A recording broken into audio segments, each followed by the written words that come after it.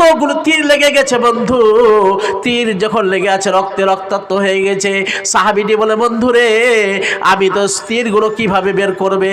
আমি আবার সলাতে দাঁড়িয়ে যাচ্ছি, আবার আমি নামাজে দাঁড়িয়ে যাব, আমি সলাতে দাঁড়িয়ে যাচ্ছি, আমি সলাতরত অবস্থায় থাকবো, এক এক করে তীরগুলো বের করবে। এই কথা বলে সাহাবীটি আবার সলাতে দাঁড়িয়ে গেলেন। সুবহানাল্লাহ। বলুন তো, সলাত যদি একটু লম্বা হয়ে যায়, মৌলবীটাকে কালকে বাদ দেওয়ার জন্য প্ল্যান পরিকল্পনা করে দিয়ে আমরা। আল্লাহ রাসূল বলছেন, এমন ভাবে সলাতে একাগ্রতা এসছে, এক অবিনষ্টতার সহিত সলাত পড়ছে বন্ধুরে। একাধিক তীর লাগার পরে সাহাবীটি জানতে পারলেন না এইভাবে সলাত আদা করছেন। আজকে আমরা সলাত বলছে, অনেকে বলবে যারা বেনামাজি হয়ে ঘুরে বেড়াচ্ছে, ওরা বলবো ওই জন্য তারা মসজিদের ধারে যায় না, এত মনোযোগ দিয়ে সলাত পড়তে পারবো না। হায় আল্লাহ, এই মসজিদটা যে হয়েছে আমি এত আনন্দিত মসজিদটার জন্য। এই বাজারের যতগুলো মুসাল্লি এখানে এসে ফুলবান্ধা স্ট্যান্ডের যত বাজারে মানুষ থাকে, সবাই এসে মসজিদে নামাজ পড়ে। মাগরিবের টাইমে মাঝে মধ্যে আমি আসি, আলহামদুলিল্লাহ দেখি মসজিদটা পরিপূর্ণ হয়ে যায়। আল্লাহ, এই মসজিদের জন্য জালসা, অথচ মানুষেরা এই দিক ওদিক ঘুরে বেড়াচ্ছে। আল্লাহ তাবারাক ওয়া তাআলা বলেন, কাদ আফলাহাল মুমিনুন আল্লাযীনা হুম ফি সলাতিহিম খাশিউন। সলাতে একাগ্রতার সহিত সলাত আদা করবে, তাদের তৃতীয় নাম্বার গুণ আল্লাহ বর্ণনা করছেন, আল্লাযীনা হুম আনিল লাগবি মুরিদুন। ওই লোকগুলো কেমন হবে বন্ধু? যারা আল্লাহর কথা শোনার পরে জান্নাতে যেতে পারবে, যারা জান্নাতে প্রবেশ করতে পারবে, জান্নাতে প্রবিষ্ট হবে। ওই লোকগুলো কেমন গুণ আল্লাহ বলছেন? ওই লোকগুলো ওয়াসার কথাবার্তা বলে না। ওয়াসার কথা বলতে কাকে বোঝায়? যেই কথার কোনো মূল্য নাই, মূল্যহীন কথা বলে না। বন্ধু বলুন তো, আপনি মূল্যহীন কথা বলেন কি বলেন না? প্রিয় নবী মুহাম্মদ সাল্লাল্লাহু আলাইহি ওয়াসাল্লাম বলেন, মাইয়া আজমাল লিমা বাইনা লাহিয়াইহি ওয়া মা বাইনা রিজলাইহি আজমাল লাহুল জান্নাহ। কোন ব্যক্তি যদি দুইটি জিনিসের আমাকে জামানত দিয়ে দেয়, গ্যারান্টি দিয়ে দেয়, আমি নবী মুহাম্মদ রাসূলুল্লাহ সাল্লাল্লাহু আলাইহি ওয়াসাল্লাম বলছি, ওই ব্যক্তির জন্য জান্নাতে নিয়ে যাওয়ার জন্য আমি নবী মুহাম্মদ সাল্লাল্লাহু আলাইহি ওয়াসাল্লাম গ্যারান্টি নিয়ে নিচ্ছি। ওকে জান্নাতে কিভাবে নিয়ে যাওয়া যাবে এটা আমার দায়িত্ব। আমি তাকে জান্নাতে নিয়ে যাব, কিভাবে নিয়ে যাব সেটা আমার দায়িত্ব। নবী বললেন, কি বলতে চাইলেন? মাই আজমাল্লি মা বাইনা লিহিয়াইহি ওয়া মা বাইনা রিজলাইহি। বন্ধুরে, আপনার দুই চবলের মধ্যখানে একটা মাংস আছে, যেই মাংসটাকে আরবিতে বলা হয় লিসান, আরবিতে বলা হয় লিসানুন। ওই মাংসটা যদি আপনি কন্ট্রোল করতে পারেন, অর্থাৎ আপনার জিহ্বা যদি কন্ট্রোল করতে পারেন, নবী বলছেন, শুনে নাও, তোমার জন্য আমি জান্নাতের গ্যারান্টি নিয়ে নিলাম। দ্বিতীয় নাম্বার বলে, শুনে নাও, ওয়া মা বাইনা রিজলাইহি। কোন ব্যক্তি যদি আমাকে পদযুগলের মধ্যে, তার দুই রানের মধ্যে, দুই উরুর মধ্যে যেই বস্তুটা রয়েছে, অর্থাৎ তার যৌন অঙ্গের যদি হেফাজত দিয়ে দিতে পারে, আমাকে গ্যারান্টি দিয়ে দিতে পারে, আমি নবী মুহাম্মদ রাসূলুল্লাহ সাল্লাল্লাহু আলাইহি ওয়াসাল্লাম বলছি, তার জন্য জান্নাতে নিয়ে যাওয়ার জন্য এটা আমার দায়িত্ব। আমি এটা গ্যারান্টি নিয়ে নিলাম, ব্যক্তিটাকে জান্নাতে আমি নিয়ে যাব ভাইজান। তৃতীয় নম্বর আয়াত আল্লাহ কথা বললেন, ওয়াসার কথাবার্তা বলি কি বলি না বলুন তো? চায়ের স্টলে বসে গেলে, চায়ের দোকানে বলে গেলে, ইয়ার বদনাম করি, ওর বদনাম করি, এই করে করে এমন আমার জীবনটাকে নষ্ট করে ফেললাম, আমরা নেকিগুলোকে সব নষ্ট করে দিলাম ভাইজান। বলুন তো, নবী বলছেন, মাই আজমাল লিমা বাইনা লাহিয়াইহি ওয়া মা বাইনা রিজলাইহি আজমাল লাহুল জান্নাহ। আমরা পৃথিবীতে এসে যেই কর্মগুলো করি, কেন করি বন্ধু বলুন তো? এত আমরা পরিশ্রম করি, এত শ্রম দিই, কারণটা হলো এটাই, জান্নাত যেন লাভ করা যায়, আল্লাহর মহা সুখের জায়গা। আল্লাহ তাবারাক ওয়া তাআলা যেই সুখের জায়গাটা তৈরি করে রেখেছেন, সেটা যেন আমাদের ভাগ্যে আসে। এই জন্য পৃথিবীতে এসে মসজিদ, মাদ্রাসা, মক্তব, বিভিন্ন জায়গায় আমরা শ্রম দিই ভাইজান। আল্লাহ তাবারাক ওয়া তাআলা নবী বলেন, দুইটা জিনিসের জামানত দাও, গ্যারান্টি দাও, আমি তোমাকে জান্নাতে নিয়ে যাওয়ার জন্য আমি নবী মুহাম্মদ সাল্লাল্লাহু আলাইহি ওয়াসাল্লাম গ্যারান্টি হয়ে যাচ্ছি, গ্যারান্টার হয়ে যাচ্ছে, আমি তোমাকে জান্নাতে অবশ্যই নিয়ে যাব, জান্নাতে তোমাকে কেউ আটকাতে পারবে না। চতুর্থ নাম্বার আল্লাহ তাদের গুণ বললেন, ওয়াল্লাযীনা হুম লিয-যাকাতি ফাইলুন। যারা যাকাত দানে একাগ্রতা, যারা যাকাত দানে উৎসাহিত থাকে বন্ধুরে, যাকাত মালের যাকাত লাগলে পারে, লা যাকাতা ফি মালিন হাত্তা ইয়াহুলা আলাইহিল হাউল। কোন মালে যাকাত লাগবে না যতক্ষণ পর্যন্ত ইয়ার টু ইয়ার না হবে, 1 বছর থেকে আরেক বছর পর্যন্ত পরিমাণে পর্যাপ্ত পরিমাণে পৌঁছে যাওয়ার পরে যতক্ষণ মালটা আপনার না থাকবে ততক্ষণ যাকাত দিতে পারবেন না। তাহলে কত পরিমাণটা হবে? আল্লাহ নবী সাল্লাল্লাহু আলাইহি ওয়াসাল্লাম বলছেন ওই পরিমাণটা তোমার কত মাল হলে বর্তমানে সেই মালটার যাকাত দিতে হবে। আল্লাহ নবী বলে শুনে নাও, মালের তোমাকে যাকাত দিতে হবে না যতক্ষণ পর্যন্ত 1 বছর থেকে আরেক বছর পর্যন্ত অতিক্রান্ত না হবে ততক্ষণ পর্যন্ত মালের যাকাত লাগবে না। বন্ধুরে, আল্লাহ তাবারক ওয়া তাআলা তারপরে বলছেন ওয়াল্লাযীনা হুম লিফুরুজিহিম হাফিজুন, যেই লোকগুলো যারা কি করে নিজের যৌন অঙ্গের হেফাজত করে, নিজের যৌন অঙ্গকে অন্যায় কাজে ব্যবহার করে দেয় না, অশ্লীল কাজে ব্যবহার করে না, খারাপ কাজে ব্যবহার করে না, নিজের যৌন অঙ্গের হেফাজত করে। আল্লাহ তাবারক ওয়া তাআলা বলে শুনে নাও ওই লোকগুলো জান্নাতে যাবে। প্রিয় নবী মুহাম্মদ সাল্লাল্লাহু আলাইহি ওয়াসাল্লাম বলেন ইজমালুল মাইয়াজমালি, যে এই লোকগুলো আমাকে 6টি জিনিসের জামানত দিবে। তার মধ্যে সেই হাদিসটার মধ্যে আছে আল্লাহ নবী বলেছে শুনে নাও যারা নিজের যৌন অঙ্গের হেফাজত করবে সেই লোকগুলো জান্নাতে যাবে, তারা জান্নাতে যাবে। ভাইজান, তাহলে নিজের যৌন অঙ্গের হেফাজত করতে হবে, কিন্তু ইল্লা আলা আজওয়াজিহিম আও মা মালাকাত আইমানুহুম ফাইন্নাহুম গায়রু মালুমিন। যদি কোনো ব্যক্তি বন্ধুরে নিজের স্ত্রী কিংবা নিজের পত্নী কিংবা নিজের দাসভুক্ত দাসীভুক্ত যেটা তার দাসী তাদের ছাড়া অন্য কাউরি যাদের কাছে কামনা করে না ওই লোকগুলো পাপিষ্ট হবে না।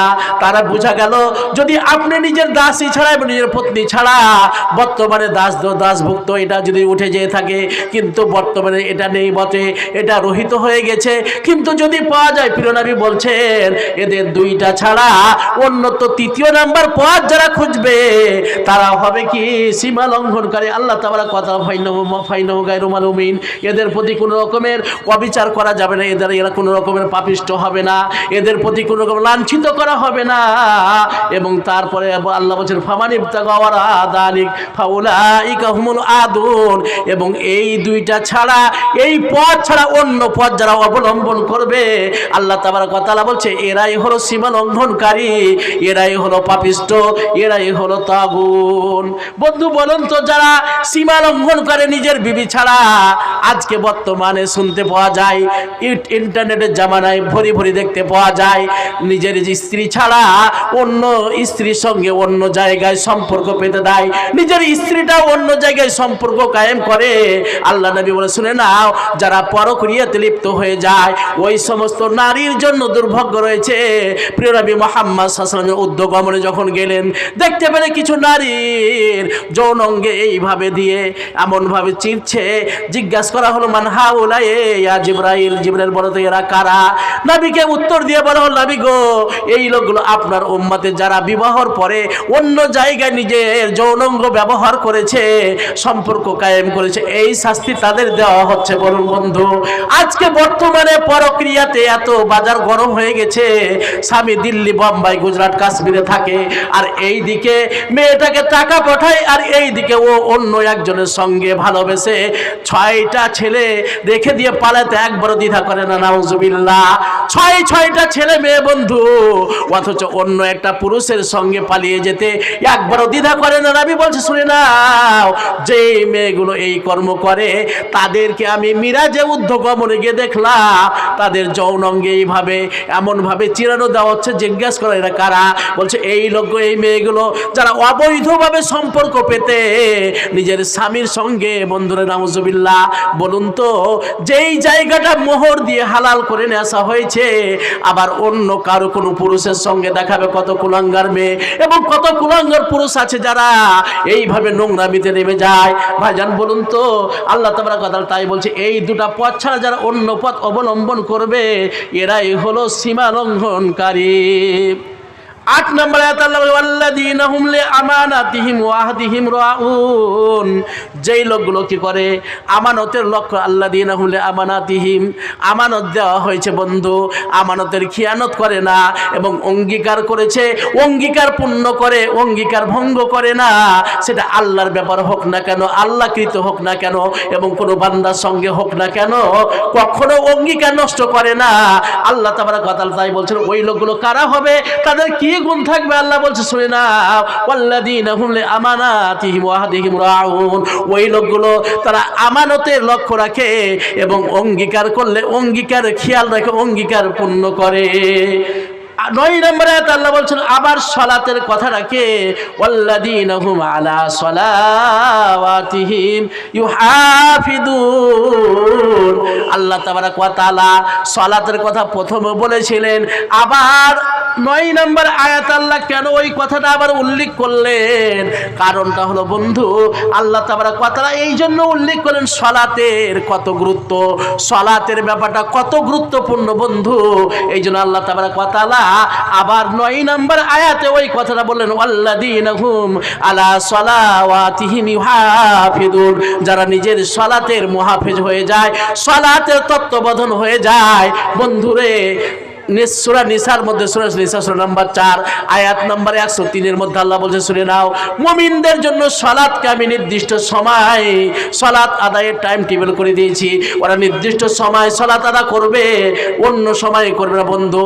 সূরা মাউনের মধ্যে আল্লাহ বলছে যারা সালাত মানুষকে দেখানোর জন্য করে, একাগ্রতার সহিত সালাত আদা করে না, আল্লাহ তাবারাক ওয়া তাআলা বলছেন ওয়াইলুল, তাদের জন্য ওয়াইল নামক জাহান্নাম রয়েছে।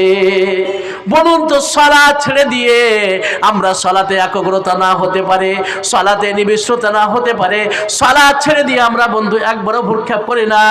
আল্লাহ 10 নম্বর আয়াতে বলছেন, কি বলছেন? উলাইকা হুমুল ওয়ারিসুন, এই লোকগুলো হবে উত্তরাধিকারী, আল্লাযীনা ইয়ারিসুনাল ফিরদাউস, এই লোকগুলো জান্নাতুল ফিরদাউসের হকদার হবে বন্ধু। আল্লাহ তাবারাক ওয়া তাআলা এই 10টি আয়াতে এক এক করে তার মুমিনের গুণাবলী আল্লাহ বর্ণনা করে দিলেন। কোন লোকগুলো জান্নাতে যাবে, কাদের এই গুণটা আল্লাহ বর্ণনা করে দিলেন। বন্ধুরে, এই লোকগুলো জান্নাতে যাবে আপনি যদি এই 10টি আয়াতের প্রতি অটল থাকতে পারেন, এই 10টি আয়াতের প্রতি আপনার যদি আমল হয় বন্ধু, অবশ্যই অবশ্যই আপনি জান্নাতে যাবেন। জান্নাত থেকে আপনাকে কেউ ঠকাতে পারবে না। বন্ধুগণ, জেনে নেন, আপনি এই আয়াতের প্রতি অটল থাকলে, এই 10টি আয়াতের উপরে অটল থাকতে পারলে অবশ্যই অবশ্যই আপনি জান্নাতে যাবেন, এতে কেউ ঠকাতে পারবে না। আল্লাহ নবী সাল্লাল্লাহু আলাইহি ওয়াসাল্লাম দোয়াটা বলেছিলেন কি? আল্লাহুম্মা জিদনা ওয়ালা তানকুসনা ওয়ালা তুহিন্না ফাআতিনা ওয়াআতিনা ওয়ালা তাহরিমনা ওয়াসিলনা ওয়ালা তুসিন আলাইনা ওয়ারজিনা ওয়ারজআন্না সুম্মা ক্বালা উনজিলা আলাইয়া আশরু আয়াতিন মিন মান আকামাহুন্না। 10টি আয়াত অবতীর্ণ হলো মান আকামাহুন্না দাখালাল জান্নাহ। নবী বললেন এই আয়াতটির প্রতি অটল থাকতে পারলে জান্নাতে সরাসরি যাবে। ভাইজান, জান্নাতে যাওয়ার সুবর্ণ সুযোগ, আপনাকে অন্য সূরা খুঁজতে হবে না। এই 10টি আয়াতই আপনার জন্য যথেষ্ট। জান্নাতে যাওয়ার জন্য এটা পথ আপনার সুগম করে দিবে। তাহলে আপনি যদি সালাত আদা করছেন, সালাতে একনিষ্ঠতা হতে পারেন না, সালাতে সুনুবিস হয় না, সালাতের মধ্যে আপনার মন বসে না, আপনি মুসাল্লি হতে পারেননি, পাকা মুসাল্লি হতে পারেননি, অবশ্যই অবশ্যই বঙ্গনবাদ তাফসীর যদি আপনার বাড়িতে থাকে, আয়াতটা সূরাটা উঠিয়ে দেখবেন, সূরা মুমিনুন সূরা নাম্বার 23 আয়াত নাম্বার 1 থেকে নিয়ে 11 পর্যন্ত আল্লাহ তাবারাক ওয়া তাআলা বলছে এই লোকগুলোই যাবে জান্নাতে। তাই প্রিয় নবী বলেন, আল্লাহুম্মা জিদনা ওয়ালা তানকুসনা, আল্লাহ গো আমার তুমি বৃদ্ধি করে দাও, আমি যেন সালাতে মনোযোগ দিতে পারি আল্লাহ, এবং ধন সম্পদে এবং মানুষকে ঈমানের দিকে বাড়িয়ে দাও আল্লাহ, এবং তাদেরকে তুমি কোনোভাবে হেনস্থ করো না আল্লাহ। আল্লাহ রে আল্লাহ, বন্ধুরে বলুন তো, এই এক এক করে এই আয়াতটির প্রতি আপনি আমি আমল করতে পারি। আল্লাহ নবী বলছে অবশ্যই অবশ্যই মান আকামাহুন্না দাখালাল জান্নাহ, কোনো ব্যক্তি যদি আয়াতটির প্রতি অটল হয়ে যেতে পারে অবশ্যই অবশ্যই জান্নাতে চলে যাবে। তাহলে জান্নাতে যাওয়ার জন্য আপনার সূরা মুমিনুনের এই আয়াতটি আপনার জন্য জান্নাতের জন্য যথেষ্ট। তাহলে আপনাকে যেই সমস্ত কথাগুলো বলা হলো সেটা আপনাকে লক্ষ্য রাখতে হবে। আপনি যদি আবার বাবজি বক্তা আছে মানে